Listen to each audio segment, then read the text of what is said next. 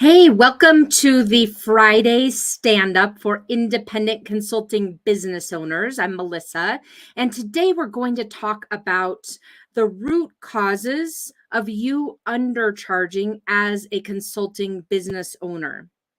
Last week in this stand up, I talked with you about how to figure out how to apply 5 tools or 5 methods to figure out where, if, and where you are undercharging. So if you didn't catch that, no problem. You can go over to my podcast. It's episode 50, and I'll walk you through those those 5 tools for you to uncover if you're undercharging as a consultant. For most consultants, I find that they are. So you probably are too. It can either be across the board, you're undercharging. Like, for example, if you're charging a day rate, perhaps you're charging $50 or $100 or $500 less than you should be as a consultant. Or it could be more situational where you're undercharging by not invoicing your client for all the work that you're doing because you're not managing scope or whatever the reason is. You can go check out those 5 methods to really uncover in your own business where you're undercharging. And then today we're going to, so let's just assume you are, because I know most consultants are in some way. So today, based on that assumption, let's dive into the root causes of you undercharging so that then we can ultimately do something about it. If we're not tackling the real root cause, then you're just going to keep spinning and spinning in the same situation you're in right now, undercharging. So what I like to share with you today are the 4 root causes of you undercharging in your business. Most consultants think they're undercharging because of some external situation. Like, for example, the type of client that you have, or perhaps the client is on some kind of a budgetary freeze, or perhaps you're doing the type of work that you would consider less strategic and more tactical and operational, like project management. And so it doesn't matter what the scenario is, right? Is you thinking about undercharging and assuming that the root cause is something external to you that's out of your control. Some situation that's coming on with the types of clients that you work with the types of work that you do, your client's ability to pay you for the type of work that you do. Most of us think that would be the reason why we would undercharge, just to basically take a bird in the hand, right? I'm going to accept this project pricing that's less than what I know I'm capable of because it's just a bird in the hand. It came to me. I hear this so often, right? The work came to me. I'm going to go ahead and take it. But what I want to share with you today is if you can start really evaluating and digging into the real root causes for you as a business owner of undercharging, then you can start addressing them. So let me tell you what those 4 root causes are. They're, number 1, the way you're thinking about yourself. And I'll give you some examples here in a minute. Number 2 root cause of you undercharging is the way you're thinking about your clients. The number 3 root cause is the way you're thinking about what you do as a consultant, your service offering. And number 4, the 4th root cause of you undercharging is the way you're thinking about money. Now, I need to really point out the nuance to you of this, which is that the way you're thinking versus the facts, like the hard and cold facts of what are the business conditions. There's an important distinction here. If we were talking about cold, hard facts, you would have very little wiggle room to maneuver. Today, we're talking about the root causes being in your own business owner brain, and that gives you so much latitude, so much more control over the situation to take control of it.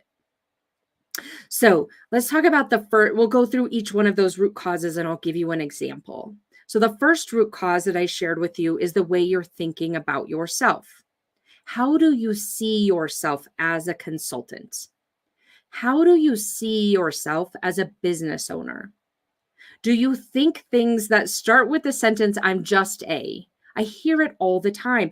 I hear it from PhDs. I hear it from people who went to Harvard. I hear it from people who have built startup companies. It doesn't matter your background, your pedigree, your certifications, the letters behind your name. You could have all the things or none of the things. And it's common because you're a human to be thinking things like, I'm just at the end of the day, I'm just a project manager. I'm just a program manager. If we think about ourselves that way, then that's how we portray ourselves to the market. Sometimes we think it's great. Like, I'm just coming across as someone who's humble. But at the end of the day, it means that you're undermining and underselling yourself because you don't recognize the value and the benefit that you have to offer and the expertise.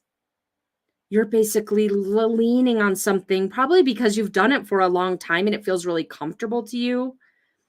And so you end up relegating yourself down several layers, several notches from what the true value is that you're contributing to that client.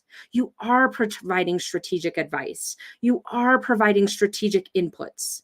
You are providing road mapping and vision and setting of a full strategy for your clients, most likely. So for you to think about yourself and therefore approach the way that you talk with your clients, the way that you submit and work co-develop proposals with them. When you think about yourself, can you see the stark difference when you think about yourself as, I'm just a glorified project manager versus, you know what, I'm a strategic advisor here and an expert in what I truly know. Now, does that mean you know everything and you could check that box and never need to keep learning? Of course not. But giving yourself the credit for what it is that you do know and upgrading your thinking about who you are and what your identity is as a consultant and a business owner is so critical here.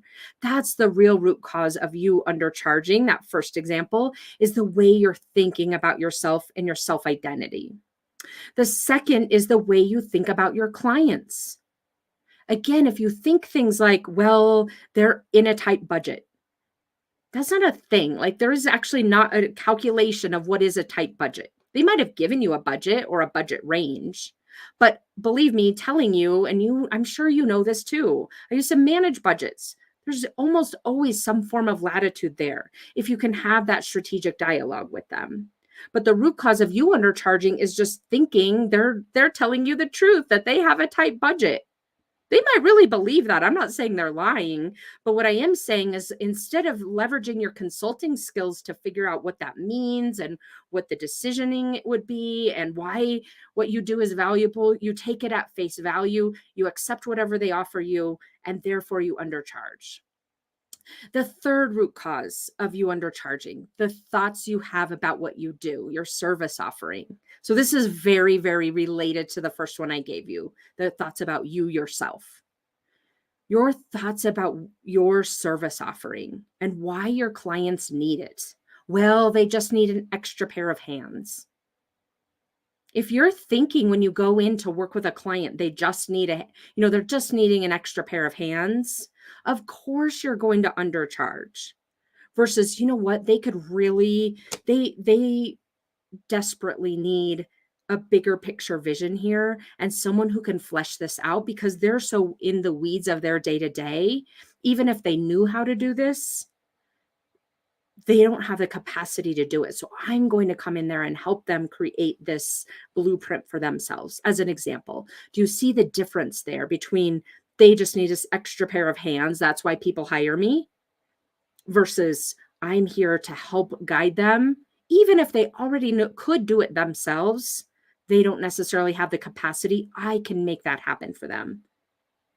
Do you see that root cause that can lead you to undercharging? And the fourth and final one is your thoughts about money.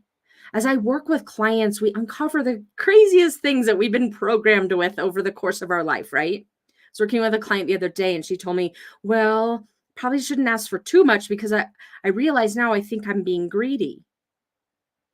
She's not purposefully running her business kind of thinking, well, I don't want to be too greedy, but in the subconscious running because she's been taught that over and over again in her life, being greedy, don't be greedy, don't no, don't ask for too much.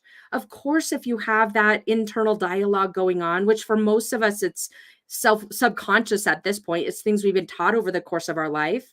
Of course, you're going to undercharge because you think I don't want to be too greedy. Whatever greedy is, right? It's a perception, a self-perception about ourselves.